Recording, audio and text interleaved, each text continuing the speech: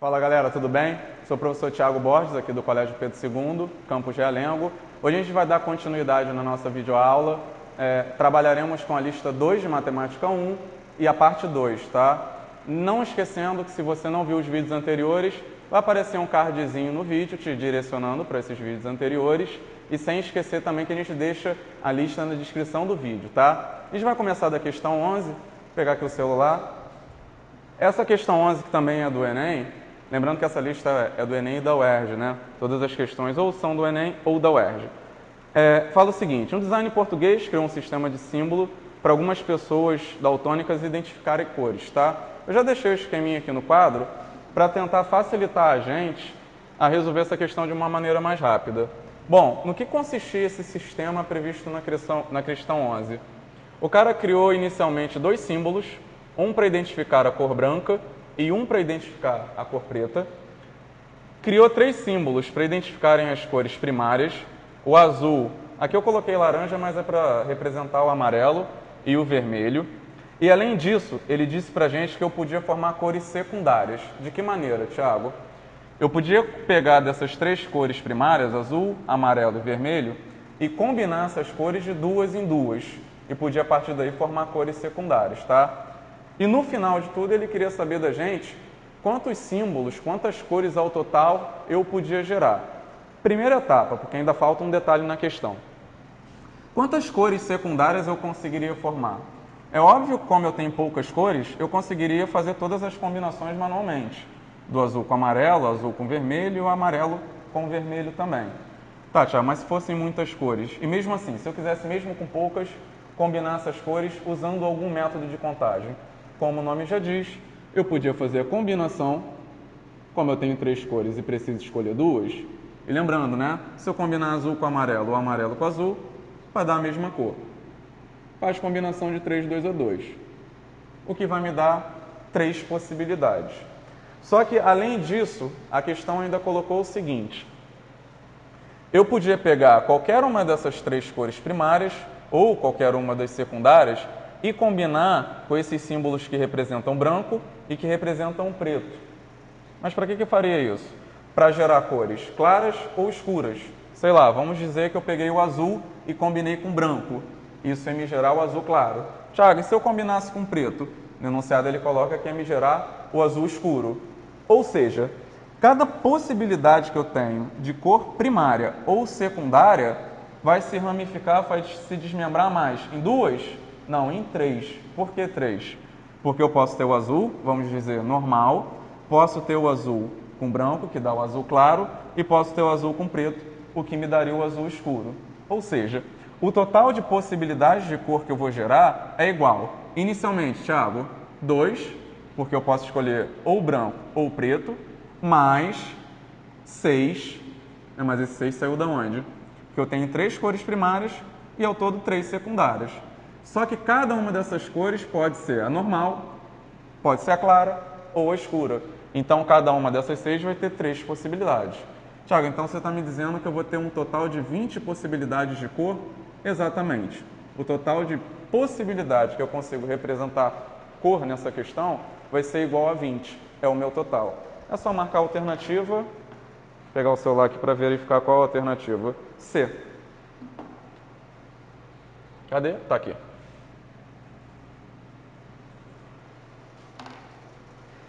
Feito isso, vamos para a questão número 12, também do Enem. Essa questão 12 diz o seguinte: o setor de recursos humanos de uma empresa vai realizar uma entrevista com 120 candidatos a uma vaga de contador.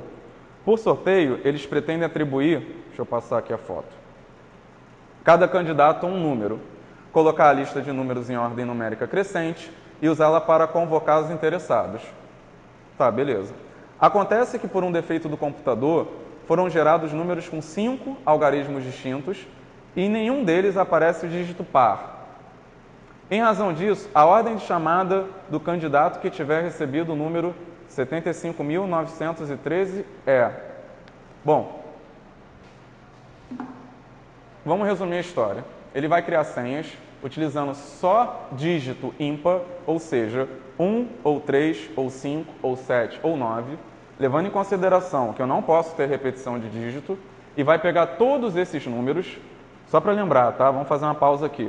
Eu tenho 5 dígitos e vou fazer todas as permutações que eu consigo com eles. Lembrando que permutação de 5 elementos é 5 fatorial, o que me dá 120, mas isso já está previsto no texto. E vou pegar todas essas permutações, ou seja, todas essas senhas e vou colocar em ordem crescente. Ele quer saber qual é a posição, se eu não me engano, dos 75.913. Se estiver errado, eu já dou uma olhadinha ali. Mas vamos começar. Bom, já que eu vou pegar todos esses números e vou colocar em ordem crescente, sem dúvida nenhuma, eu separei até aqui em 3 etapas, tá? Para a gente fazer com bastante tranquilidade e não embolar o meio de campo e não contar ninguém a mais ou esquecer de alguém. Sem dúvida nenhuma, eu vou começar escrevendo os números que iniciam, ou as senhas, né? Que iniciam por 1. Ou seja, vai ser o 13.000 e alguma coisa, depois o 15.000 e alguma coisa. Depois de acabar, vamos chamar de família desses números, começam por 1. Eu vou começar as famílias que iniciam por 3. Vai ser o 31.000 e alguma coisa. Tiago, então a próxima família, né, seria os números que iam iniciar, as senhas que iam iniciar por 5? Exatamente. Ia ser, digamos, 51.000 e pouco, 53.000 e pouco, ia escrever todos. Então eu separei aqui num primeiro momento todos os números, ou seja, todas as senhas começariam com 1, 3 e 5. E quantas senhas seriam? A gente pode resolver isso pelo princípio multiplicativo, né? São 5 possibilidades, eu tenho que tomar 5 decisões. Para essa primeira casa, eu só tenho que lembrar que eu não tenho 5 possibilidades, porque eu vou formar todas as senhas que começam por 1, 3 e 5. Então, para cá eu só teria 3 possibilidades. Só que desses 5 algarismos, ou desses 3, né? Porque eu só posso iniciar por um desses 3, eu usaria 1. Se eu utilizasse, por exemplo, o 1, eu ia poder colocar aqui o 3, o 5, o 7 ou o 9. Ou seja, teria 4 possibilidades. Ah, Thiago, então aqui eu já usei 1, ficaria com 3, aqui 2 e aqui 1. Exatamente. Tirando o 3 aparece até o 4 fatorial, né? 4 vezes 3 vai dar 24, vezes esse 3, vou encontrar 72 senhas distintas. Logo após eu terminar os caras começando por 1, 3 ou 5, a gente vai começar escrevendo os números que iniciam, né? As senhas que iniciam por 7. Vai ser o 71.000 e alguma coisa, depois o 73.000 e alguma coisa, e aí sim a gente vai chegar no número 75.000 e alguém. Mas antes de chegar nesse 75.000, eu vou de novo escrever todas as senhas, ou a quantidade de senhas, que vão iniciar por 71 ou 73. Tá, Thiago, e como é que eu vou contar todas essas senhas? Repara o seguinte, se eu inicio por 7, nesse caso aqui a hipótese que eu estou tomando, eu só teria uma possibilidade, que é iniciar pelo 7. Aqui eu estou colocando que eu começo com 71 ou 73, ou seja, o segundo algarismo, né, da esquerda para a direita, teria 2 possibilidades, ou vai ser 1 ou 3. Usei um dos dois. E para esses 3 caras, eu vou poder usar para esse 3, para esse 2 e para esse 1. Como assim, Thiago? Lembrando que eu tenho os algarismos 7, 1, 5, 3 e 9. Esse daqui eu tenho que usar para essa casa. Para a segunda eu vou usar 1 ou 3. Vamos supor que eu tenha usado 1. Para as restantes, vão sobrar 3 possibilidades. Se eu usar essa, vão sobrar 2. E por fim, sobrará uma. Deixa eu apagar aqui esse exemplo. O que vai me dar um total, deixa eu ver para não errar, de 12 senhas. Se eu reparar, até agora eu tenho 84 senhas, mas eu ainda não cheguei no número que eu quero. Vou até dar uma olhadinha aqui. É o 75.913. Formei todos que iniciam por esses caras, todos que iniciam por esse. Agora eu chego, finalmente, no 75.000 e alguém, tá? Nessa etapa aqui, a gente pode até escrever manualmente porque vão ter poucos números, né? Eu podia começar, já que é em ordem crescente, podia escrever o 75.139, podia escrever o 75.000, perdão, aqui ficaria 193, né? Tinha colocado 3, mas estava errado. Já escrevi 75.000, algarismo da centena, 1 em 1. Já fiz os com a centena igual a 1. Agora eu podia fazer, agora sim, ó, com 3, 1, 9. Podia fazer, ih, Thiago, estamos perto, estamos. 3, 9, 1. E finalmente, vou colocar aqui do lado, os 75.000. Já fiz com a centena igual a 1, já fiz com a centena igual a 3. Agora a minha centena teria que ser 9. Para ficar em ordem alfabética, eu boto 1 antes do 3. Se eu não me engano, é esse cara que eu quero, né? Perfeito, ele quer saber exatamente a posição desse número. É importante eu reparar a pergunta, ele quer saber a posição e não quantos números vêm antes dele. Então, além desses 72 e esse 12, que somam 84, eu teria que contar esse cara, 85, esse cara, 86, esse cara, 87, esse, 88, até esse que é o 89, posição 8, 9. O que me dá a alternativa, deixa eu ver, letra E.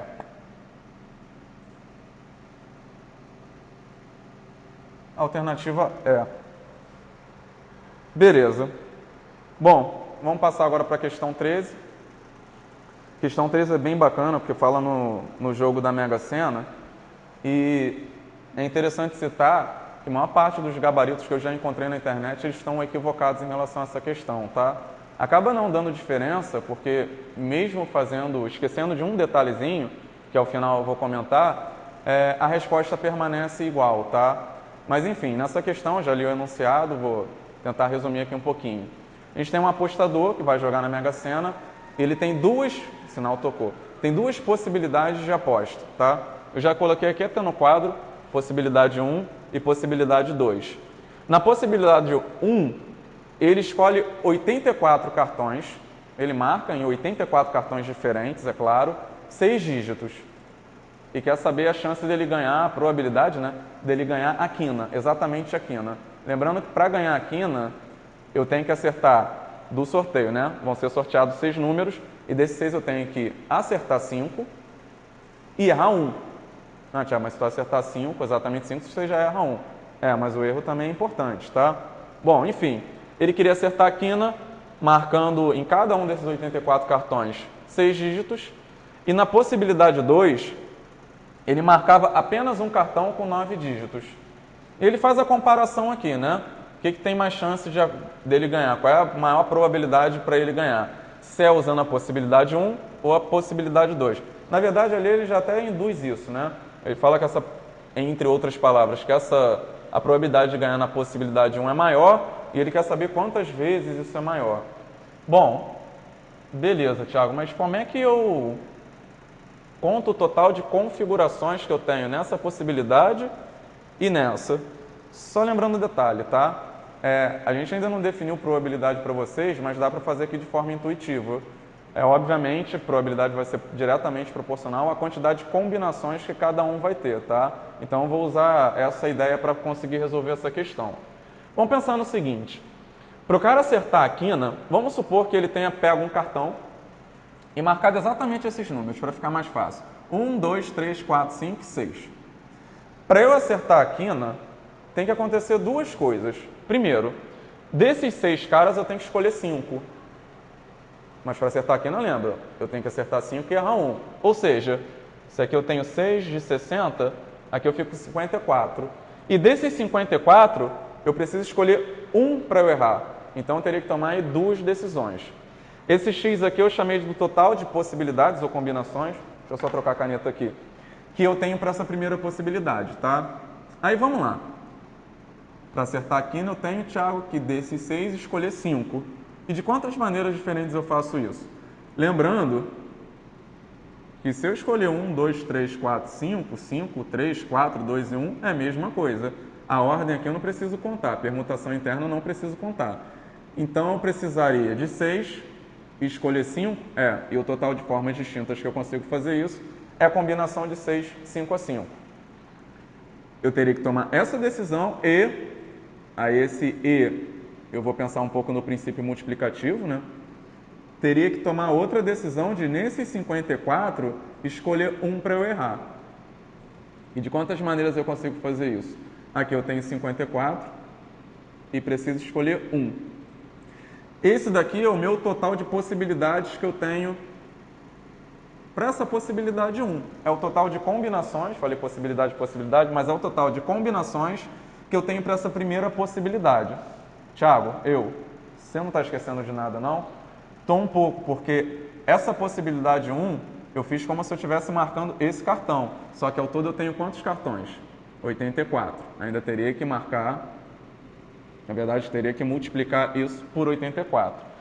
Isso daqui é o total de possibilidades, total de combinações que eu conseguiria fazer jogando dessa maneira, tá? De forma bem análoga na possibilidade 2, ele marca um cartão com 9 dezenas, e se ele marca um cartão com 9 dezenas, obviamente vão restar quantas dezenas não marcadas? 51. Para ele conseguir a quina aqui, ele teria que dessas 9 dezenas escolher 5, e eu consigo fazer isso de quantas maneiras? Basta você combinar 9, 5 a 5. E, olha a multiplicação aí.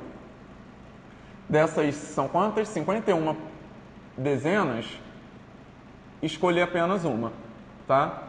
Eu vou deixar essas contas indicadas, fica a tarefa para vocês em casa. Se eu dividir essa quantidade por essa, isso vai dar pra gente, deixa eu apagar aqui, aproximadamente 4. O que me configura a ideia de que esse total de combinações é aproximadamente 4 vezes menor do que essa. O que me daria a letra... Vou pegar o celular aqui para ver a opção correta. Letra C. Só citando rapidamente, normalmente a solução que eu encontro na internet, já encontrei algumas, o cara esquece de colocar essa combinação de 54 1 a 1, que no final dá 54, e esquece de colocar essa combinação de 51 1 a 1, que no final a gente sabe que vai dar 51. Como 54 e 51 são caras próximos, né? No final das contas isso não vai alterar tanto. E a resposta não vai dar nem aproximada, vai dar 4 cravado. Aí a galera acha 4 e acaba marcando, vai marcar o gabarito certo, mas a solução está equivocada, tá? E até é interessante notar que no enunciado ele fala que é aproximadamente, e é aproximadamente 4 de fato, beleza? Agora vamos para a questão número 14. Essa questão também é uma questão do Enem, e diz o seguinte, essa daqui eu vou ler o enunciado com vocês. 12 times se inscreveram em um torneio de futebol amador e falou que o jogo de abertura do torneio foi escolhido da seguinte forma. Primeiro foram sorteados 4 times para compor o grupo A. Em seguida, entre os times do grupo A, eles sortearam 2 times para realizar o jogo de abertura, sendo que o primeiro deles jogaria em seu próprio campo. Bom, a gente já falou isso até no vídeo anterior, né? Para quem viu o vídeo anterior, essa questão fica bem simples. Por quê? Ele tem 2 equipes e quer escolher 4 para formar um grupo. Como no grupo a ordem não vai importar, lembra que a gente viu? Escolher grupo, comissão ou conjunto, lembra de combinação. Então o método que ele vai usar para esse tipo de contagem é a combinação. E depois ele vai escolher o jogo de abertura, lembrando, está no texto, tá? Que esse jogo tem mandante. Escolher o time, supomos, Vasco, sei porque eu sempre falo Vasco, né? Mas e Corinthians vai ser diferente de formar Corinthians e Vasco.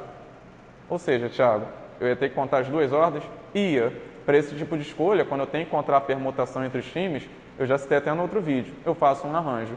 Então, o primeiro método é combinação, o segundo é arranjo. E esse gabarito é a letra... Eu tinha dado uma olhadinha e vi que era a letra A. Deixa eu ver se eu não me confundi. Isso mesmo, uma combinação e um arranjo, respectivamente. Fala galera, tudo bem? A gente teve um probleminha no vídeo e voltou agora para terminar essa parte do quadro na questão 15, tá? Vamos lá. Essa questão também é uma questão do Enem e fala na escrita Braille para cegos. Na minha opinião, esse texto está um pouquinho ruim, porque as pessoas que não conhecem esse sistema de Braille acabam não entendendo muito bem o enunciado, tá? Eu vou tentar, de forma resumida, explicar mais ou menos o que deveria estar escrito. Bom, o sistema é o seguinte... Eu teria 6 espaços para colocar pontinhos, tá? Em alto relevo, ou bolinhas, né? Vamos chamar de bolinhas. Ele até representou ali esse símbolo, acho que indica a letra A, com uma bolinha aqui maior e essas daqui menores, né? Aquelas menores indicam que aqui, aqui, aqui, aqui e aqui, eu não tenho esse pontinho em alto relevo, tá? E aqui eu teria a representação da letra A. Bom, e ele pergunta pra gente, se eu não me engano, quantos símbolos ao todo eu consigo formar no Braille. Bom, se eu reparar, em cada um desses espaços, eu posso colocar o pontinho ou não. Ele deveria também deixar claro pra gente que se eu não colocar pontinho, essa bolinha, né, esse ponto em alto relevo, em nenhum desses espaços, eu não formo símbolo. Bom, e de quantas maneiras eu consigo fazer isso, Thiago? Eu podia usar o princípio multiplicativo, né? Já fizemos questão parecida. Para cada um desses pontinhos, eu teria duas possibilidades de decisão a tomar. Aqui eu teria duas, vamos supor que esse daqui seja a decisão para esse espaço. Ou eu coloco ou não coloco pontinho. Da mesma forma que eu teria duas para cá, duas e duas. O que me totalizaria, são 6, né? 2 elevado a 6 possibilidades, o que me dá 64. Só que entre essas 64 possibilidades, eu tenho que lembrar que eu poderia não ter colocado ponto aqui, ou aqui, ou aqui, ou aqui, ou aqui, ou aqui. O que descaracterizaria um símbolo em braille. Ou seja, dessas 64 possibilidades, eu teria que lembrar de retirar uma, que seriam todos esses espaços aqui sem o pontinho. Ou seja, eu consigo, nesse caso, formar 63 símbolos diferentes para o braille, o que me dá a alternativa, deixa eu ver, D.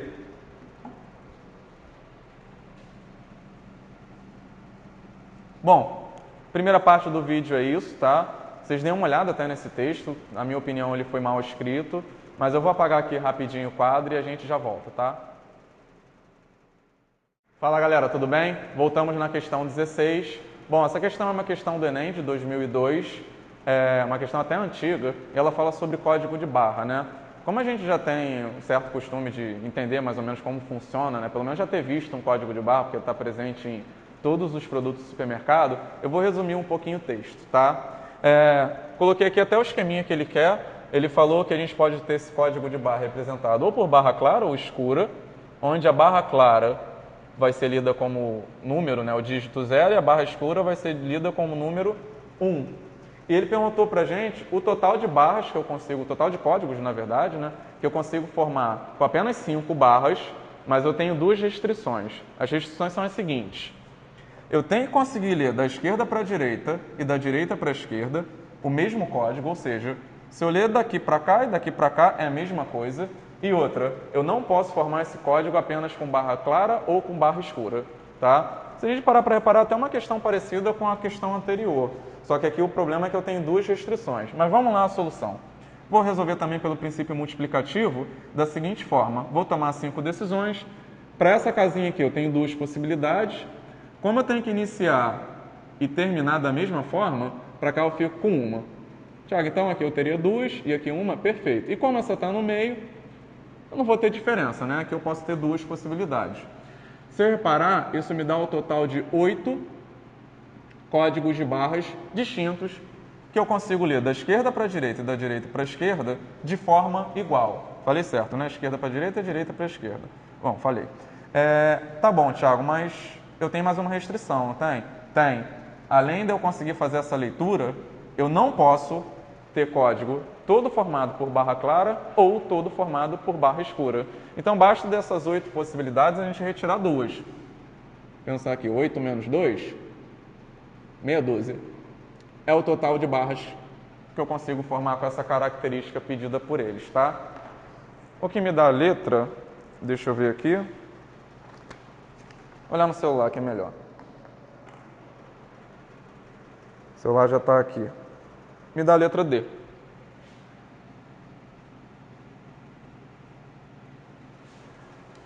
Bom, vamos para a questão 17. Bom, na 17 a gente já passa a trabalhar com algumas questões da UERJ, né? A partir da 17. Bom, o enunciado diz o seguinte, vou ler esse enunciado com vocês que ele é curtinho. 6 times de futebol disputam um torneio no qual cada time jogou com o outro apenas uma vez, tá? A regra de pontuação consistia em marcar 0 pontos para o time perdedor, 3 para o vencedor e 1 para o empate, né? É como acontece no futebol.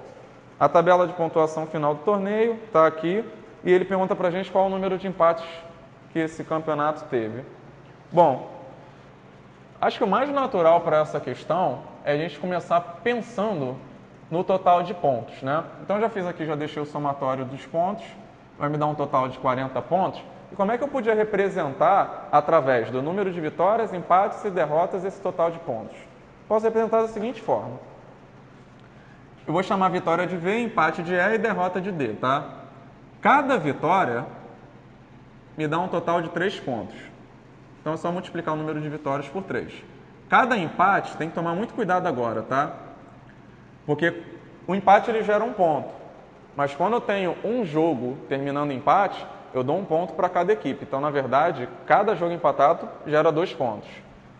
Então, eu tenho que multiplicar o número de empates por 2. Como derrota gera 0 ponto, eu posso até desconsiderar, né? Isso me daria um total de 40 pontos. Só que nessa questão ele está querendo saber o número de empates, né, Thiago? Então, como é que eu faço para resolver essa equação? Eu tenho uma equação com 2 incógnitas, eu preciso de mais algum suporte, né? Eu tenho que tentar gerar alguma equação aqui que relacione V e E para me dar um suporte e eu resolver, ó, já deixei até no esqueminha aqui, resolver um sisteminha. Tá, mas como é que eu vou fazer isso? Eu podia pensar na quantidade de jogos, coisa que a gente viu até na primeira parte dessa lista, né? No vídeo anterior. Eu tenho 6 times e eles vão jogar entre si uma única vez. Quantos jogos ao todo eu consigo formar? Bastava você fazer a combinação, são 6, né? De 6, 2 a 2. Isso a gente já viu no outro vídeo, né? E se eu fizer essa continha, eu vou ter um total de 15 jogos. Combinação de 6, 2 a 2. Tá, mas aí como é que eu vou representar o número de jogos? Vai ser vitória, mais derrota, mais empate? Repara o seguinte, se eu tiver um jogo e algum time sair vencedor, obviamente o outro vai sair perdedor. Então, para representar um jogo que tenha uma vitória ou derrota, o que for, eu não preciso somar vitória e derrota, senão eu vou contar esse jogo 2 vezes. Ah, tá, Thiago, então podia representar só pelo número de vitórias ou só pelo número de derrota? Sim, mas para ficar de acordo com o que eu já estou fazendo, eu vou representar jogo que tem vitória e derrota pelo número de vitórias. E cada jogo que termina empatado, eu preciso contar o empate apenas uma vez, né? Senão eu vou contar o jogo também. Se eu contar 2 empates, eu vou contar o jogo 2 vezes. Mais o número de empates. O número de vitórias mais o número de empates vai me representar o total de jogos, que nesse caso é igual a 15. Ah, beleza, Thiago. Então é só armar um sistema e depois resolver? É, só depois resolver. Eu vou deixar até a solução para vocês indicada. Na verdade, a resposta indicada eu vou pedir para vocês resolverem em casa, tá? O número de empates se eu resolver esse sistema vai ser igual a 5. E é fácil resolver esse sistema, não é? Bastava multiplicar essa equação aqui por menos 3 e fazer a soma delas. O número de empates igual a 5 vai me dar qual alternativa? B.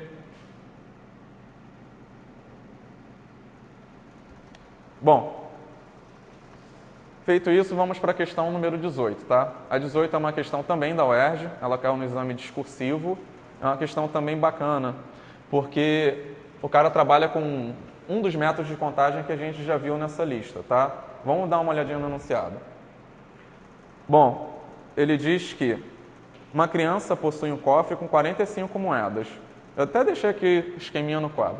Dessas 45, são 15 de 10 centavos, 15 de 50 e 15 de R$1. Aí deixa eu voltar para cá. Aí ele fala que ela vai retirar do cofre um grupo de 12 moedas, ao acaso, e ele fala que há vários modos de ocorrer essa retirada. Tá, não diga. Beleza. E faz o seguinte, admita que as retiradas são diferenciadas apenas pela quantidade de moedas, ou seja, não importa a ordem que eu tirar essas moedas, o que vai importar nessa questão é a quantidade de moedas que eu tiro de cada tipo. Isso a gente já viu no vídeo anterior. E pede para eu determinar quantas retiradas distintas desse grupo de 12 moedas a criança pode realizar. Bom, é muito natural que quando a gente fala em... Vou pegar as canetas aqui. Em retirada onde a ordenação não importa, as pessoas já pensaram em combinação simples, tá? Mas eu só tenho que tomar um cuidado, e esse cuidado é muito importante ser tomado. Quando eu uso combinação simples, sei lá, inventa qualquer coisa aí, Thiago. Tá, vou inventar. Combinação de 10, fala um valor aí para mim. Ótimo, 4. 4 a 4. O que eu estou querendo nesse tipo de questão, vou criar aqui um enunciado que eu poderia responder dessa maneira. Tendo 10 pessoas diferentes e escolher 4 pessoas, obviamente, também diferentes. De quantas maneiras eu consigo fazer isso? Combinação de 10, 4 a 4. Repare que aqui, já apaguei, vamos lá. Eu não podia repetir as pessoas, né? E nessa questão, tudo bem que a ordem não vai importar, a ordem que eu retirar as moedas. Mas necessariamente eu tenho que repetir algum desses valores, né? Eu só tenho 3 tipos de valor e tenho um total de 12 moedas para serem retiradas. Ou seja, além de eu poder, eu tenho que retirar valor repetido. Então, é uma combinação, tipo de questão, um método de contagem que a gente chama até de combinação completa. Para a gente aqui na escola, a gente resolveu isso através daquelas equações, né? Número de soluções inteiras não negativas. Sempre que você cair numa questão que tem essa ideia, tentem escrever uma equação que represente aquela situação descrita pelo enunciado. E nesse caso, o que o cara queria?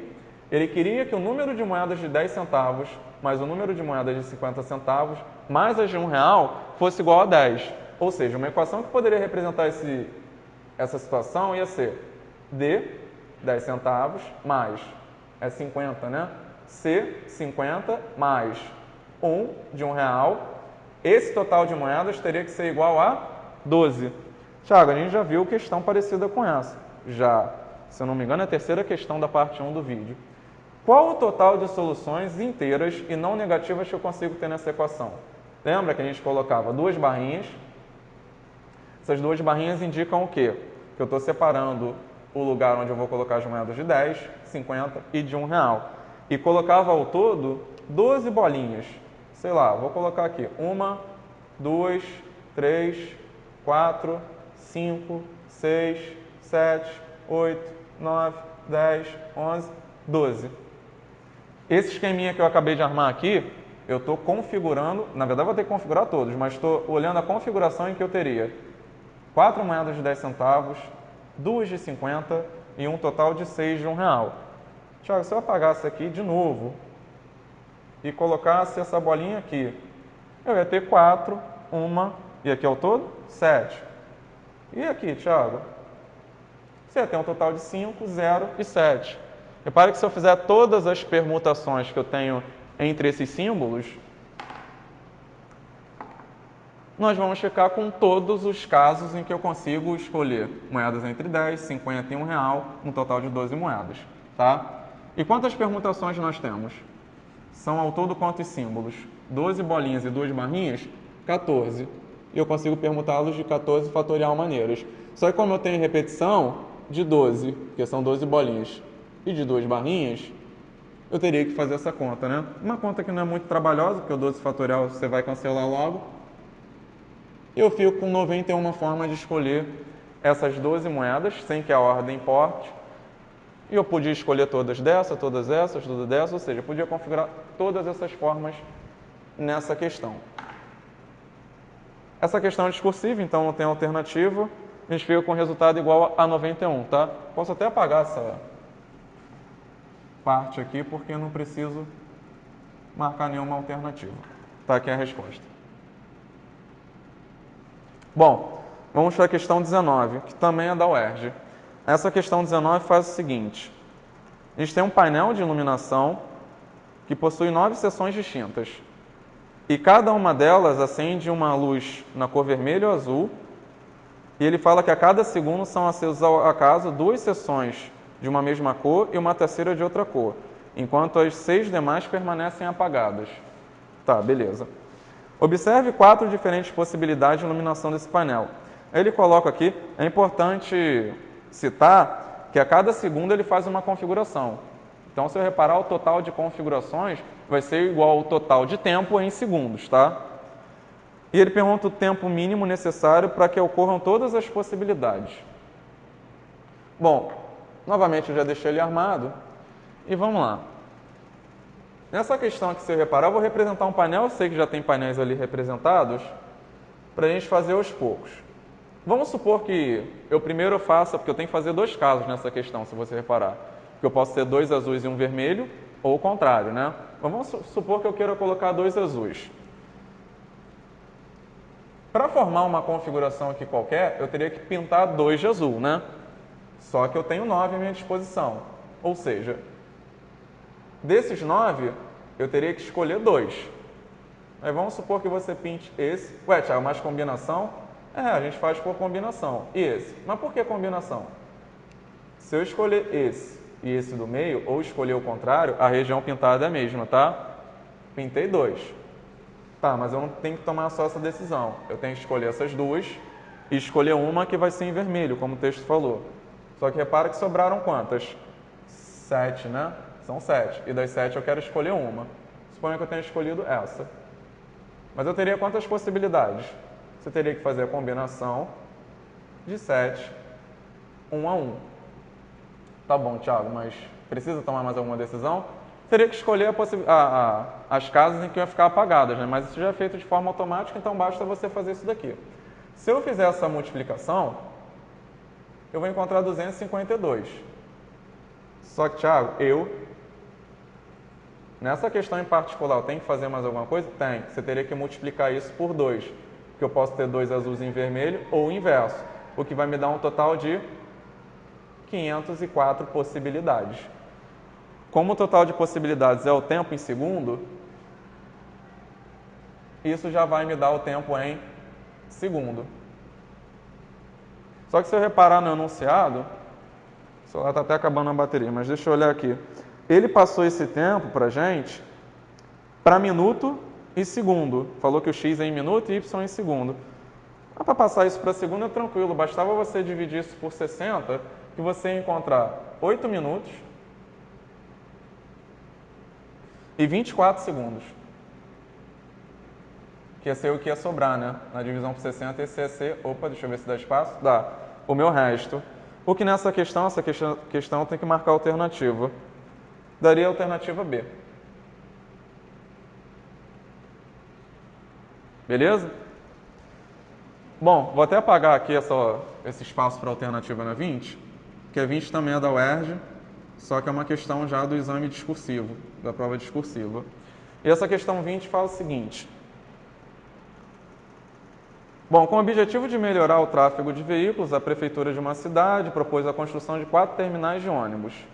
Aí ele fala aqui da relação de quantas linhas eu tenho de um terminal para o outro. Aí ele fala que do A para o B eu tenho 4, do B para o C eu tenho 3, do A para o D 5 e finalmente do D para o C eu tenho 2 linhas. Aí ele ainda diz que não há linha direta entre o terminal A e C. Supondo que um passageiro utilize exatamente 2 linhas de ônibus, tem que usar 2, para ir de A para C, quantos trajetos possíveis ele consegue fazer? Eu já deixei o esquema aqui que eu tenho 2 possibilidades, tá? Só tenho que lembrar quantos eu tenho de um terminal para o outro. Então deixa eu pegar o celular. Do terminal A para o B, eu tenho 4 linhas distintas. Tá, Thiago, mas eu tenho que contar de A para B? Porque para eu chegar no C eu tenho 2 possibilidades. Então a gente teria que fazer a análise. Eu posso ir de A para B para depois seguir para C, faço 2 trajetos, ou ir de A para D e depois seguir para C. De A para B, eu tenho 4 possibilidades. Vou colocar até aqui em roxo. Tenho 4. E de B para C, eu tenho 3. Pelo princípio multiplicativo, cada uma dessas estradas conseguiria se configurar com 3, então eu tenho um total de 12. Tem 12 possibilidades de eu ir de A para C passando por B. E da mesma ideia, de A para C passando por D, eu primeiro teria que tomar a decisão de A para D, o que eu posso fazer de 5 formas distintas, e depois de D para C, o que eu posso fazer de 2 formas distintas. Pelo princípio multiplicativo, cada uma dessas 5 possibilidades se ramificam em mais 2, teríamos 10. O que você até podia pensar naquele princípio de decisão é usar o E, né? Tem que tomar 5 decisões aqui e tem que tomar mais 2 aqui. O E é um conectivo que a gente chama de multiplicativo, 5 vezes 2, resolve isso daí. Agora, como eu posso tomar ou esse caminho ou esse, o ou funciona quase conectivo aditivo, eu teria que somar esse valor com esse, me dando um total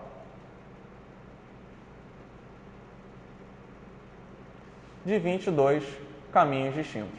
Tá? Aqui também não precisa marcar, porque foi uma questão discursiva. E dessa maneira, a gente encerra esse vídeo, a segunda parte. Espero que vocês tenham gostado. Não esqueçam de deixar o like, tá? E até o próximo vídeo. No próximo vídeo a gente vai fazer ainda a lista 2, mas a etapa 3, tá? Valeu, galera. Grande abraço.